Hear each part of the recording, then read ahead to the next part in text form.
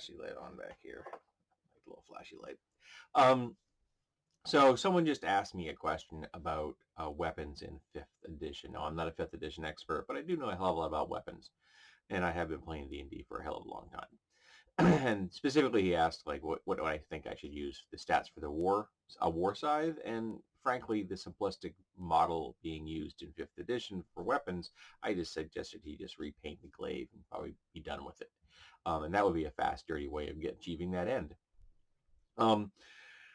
However, it brought something back up that I originally wanted to talk about anyway in a video, and that's the fact that in 5th edition they're comparing the glaive and the halberd as being the same. The stats are the same, except a glaive and a halberd are not even vaguely the same. A glaive is a saber on a stick in its most gross form. I made a passable glaive by strapping a machete on the end of a stick because I've always wanted a glaive and I can't afford to buy a good one, so I made one out of a machete on a pole. And that is what functionally is a glaive. It's a curved blade at the end of a pole designed to give you reach and do grotesque amount of damage when you do slashing cuts. Okay, that is what the glaive is. It's also one of the most elegant weapons in all of the world. A real one, not mine.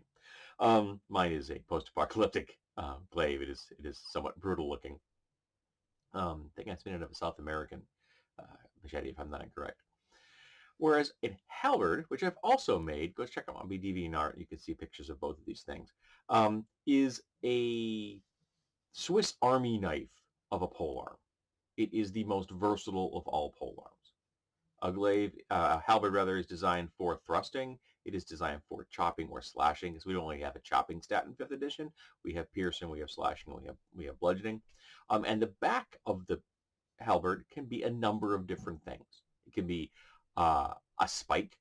It can be a small blade. It can be a hammer. It can be a number of different things because, again, this is the Swiss Army of polearms, Swiss Army knife of polearms.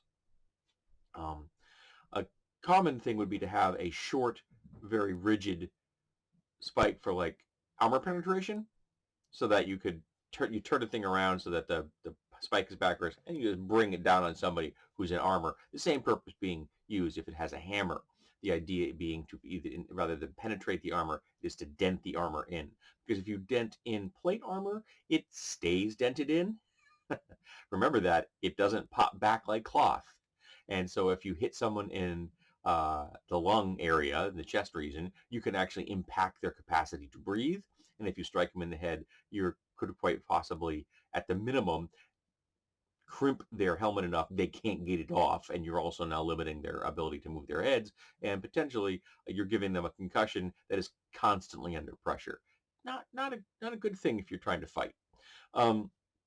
So the halberd is supposed to be the most versatile weapon there is when it comes to a polearm. Now, under 3.5 and P1, they gave it a 2 stat. They were slashing or piercing. They ignored the backspike thing, and I can understand that. Giving something 3 weapon types really is kind of pushing the envelopes, kind of gilding the lily. But I would definitely have it do 2 weapon types, so piercing or slashing, and give it the trip capacity, because that would emulate well the fact that there is a small blade on the back of the halberd set at a perpendicular angle. And you can trip with that if you know what you're doing.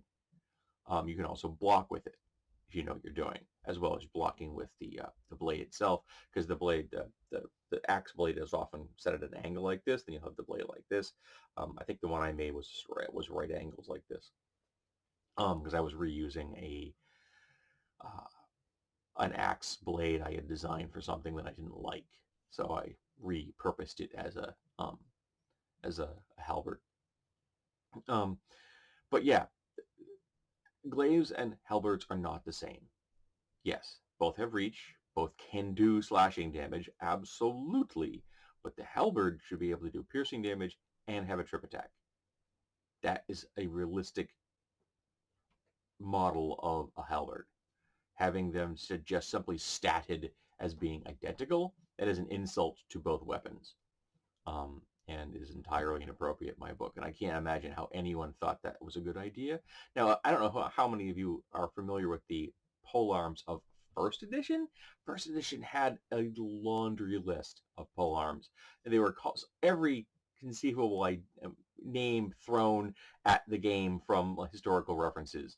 There were, it was absurd. I should actually pull up a list of those someday and read them and see if you can figure out what they are. Because I can tell you right now that when we were early gaming, we didn't know that what a Lucian hammer was. It was just a big hammer, right? No, it's not just a big hammer. It's a polearm. It's a polearm design. It's an anti-armor polearm. That's what it was. What it is. Um, but yeah, it's the list was incredible. It was absurd. And the fact that fifth edition has not decided not to reuse that particular model, it's okay with me. Um, though it made me smile, and seeing lots of pictures of polearms always makes me smile. I'm a weapons dude. I have a very large collection of weapon reference books here at my house. Um, and I make those a hobby. So yeah, I'm a weapons dude. Um, so yeah, fifth edition bugs me in the fact that it thinks a glaive and a halberd are the same thing. They aren't, and they should never be considered as such. So thank you for indulging me for talking about a very geeky topic, even for me, on my channel on Saturday. So tell me, what do you think about the comparison between the glaive and the halberd? And do you think making the halberd more versatile would make it too powerful? Realizing it's a polearm, and polearms are very difficult to use in many situations. Like, you're not carrying a polearm realistically